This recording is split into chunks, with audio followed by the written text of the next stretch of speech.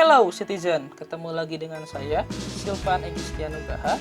Hari ini kita akan belajar mengenai dinamika perwujudan Pancasila sebagai dasar negara dan pandangan hidup bangsa. Dalam sejarah Indonesia, penerapan Pancasila dapat dibagi ke dalam 3 masa atau era, yaitu Orde Lama, Orde Baru, serta era Reformasi. Dalam pembelajaran hari ini, kita akan pelajari bagaimana proses penerapan Pancasila dalam era-era tersebut. Yang pertama, kita akan membahas penerapan Pancasila dalam Orde Lama. Orde Lama ini sendiri bisa dibagi ke dalam 3 periode, yaitu awal kemerdekaan pada tahun 1945 sampai 1950. Kemudian demokrasi liberal pada tahun 1950 sampai 1959. Serta demokrasi terpimpin pada tahun 1959 sampai 1966. Yang pertama adalah periode awal kemerdekaan. Pada masa awal kemerdekaan Indonesia, yaitu pada tahun 1945 sampai 1950, Pancasila mendapatkan banyak tantangan dari berbagai pihak, seperti misalnya Belanda yang kembali mencoba untuk merebut kemerdekaan Indonesia. Bahkan dari masyarakat Indonesia sendiri, ada yang ingin menggantikan Pancasila dengan dasar negara lain. Hal tersebut bisa kita lihat dari berbagai kejadian di masa lalu. Misalnya, terdapat upaya-upaya pemberontakan terhadap Negara Kesatuan Republik Indonesia. Hal tersebut terjadi di berbagai tempat atau daerah di Indonesia. Misalnya, pemberontakan Partai Komunis Indonesia atau PKI yang dilakukan 18 September tahun 1948 di Madiun. Pemberontakan ini dipimpin oleh Musso dengan tujuan untuk mendirikan negara Soviet Indonesia yang berhaluan komunis. Kemudian ada pemberontakan Darul Islam atau Tentara Islam, DITII. Pemberontakan ini terjadi di Jawa Barat dan juga Jawa Tengah, yang terjadi pada tanggal 17 Agustus tahun 1949. Pemberontakan ini dipimpin oleh Kartosuwiryo dengan tujuan untuk mendirikan Negara Islam Indonesia atau NII yang memiliki bentuk negara syariat Islam. Berikutnya adalah demokrasi liberal yang dimulai pada tahun 1950 sampai 1959. Pada masa ini, negara Indonesia tetap menggunakan dasar negara Pancasila. Namun dalam penerapannya atau dalam praktiknya, sila keempat tidak lagi berdasarkan nilai-nilai musyawarah, namun ternyata lebih condong kepada suara terbanyak atau voting. Pada masa ini juga muncul berbagai pemberontakan dengan tujuan untuk memisahkan diri dari Negara Kesatuan Republik Indonesia.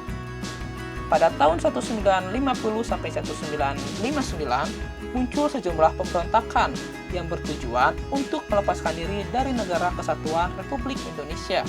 Hal tersebut misalnya adanya pemberontakan Republik Maluku Selatan atau RMS, pemberontakan PRRI, serta pemberontakan Permesta.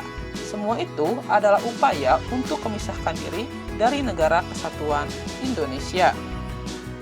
Dalam hal politik, demokrasi menjadi lebih baik. Hal ini terlihat dengan terlaksananya pemilu pertama Indonesia, yaitu pada tanggal 29 September tahun 1955. Pada pemilu tersebut terpilihlah 272 wakil rakyat sebagai anggota DPR serta 550 anggota dari lembaga konstituante. Namun, anggota konstituante hasil pemilu tersebut tidak dapat menyusun undang-undang dasar, sehingga Presiden mengeluarkan Dekret Presiden 5 Juli tahun 1959 yang berisi pertama, pembubaran konstituante. Yang kedua, Undang-Undang Dasar Sementara 1950 tidak berlaku lagi. Yang ketiga, Undang-Undang Dasar 1945 kembali berlaku.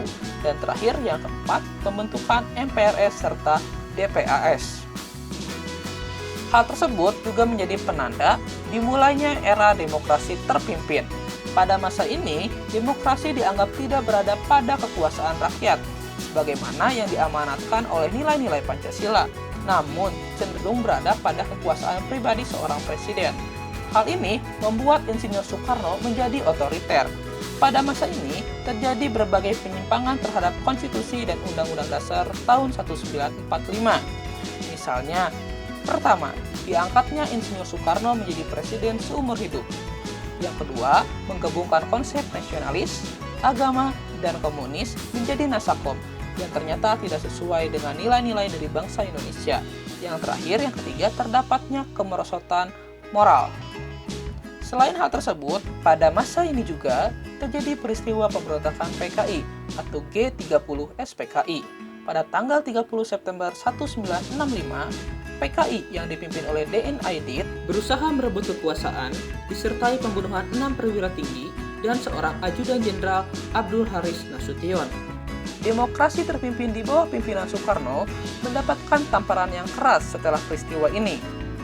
Peristiwa ini juga memberikan dampak yang fatal bagi partai PKI. Hal ini terlihat dengan tersingkirnya PKI dari dinamika politik di Indonesia. Begitu juga dengan Presiden Soekarno, yang kekuasaannya mulai terkikis sampai akhirnya dilengsarkan. Era baru pun dimulai ketika Jenderal Soeharto dipilih sebagai Presiden Indonesia dengan konsep demokrasi Pancasila, dengan visi melaksanakan Pancasila dan Undang-Undang Dasar tahun 1945 dengan murni dan konsekuen.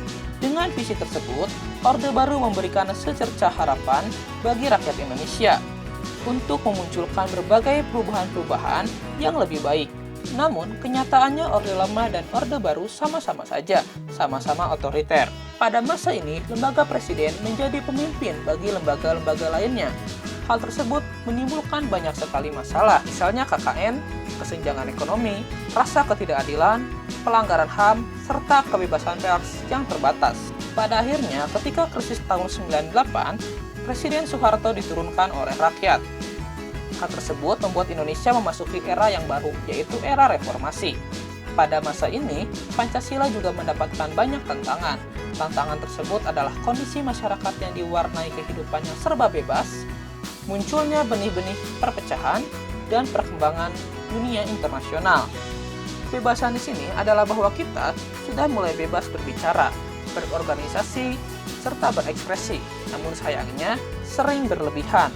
Sementara benih-benih perpecahan bisa dilihat dengan lunturnya rasa persatuan dan kesatuan. Hal ini ditandai dengan banyaknya tawuran serta konflik-konflik di masyarakat.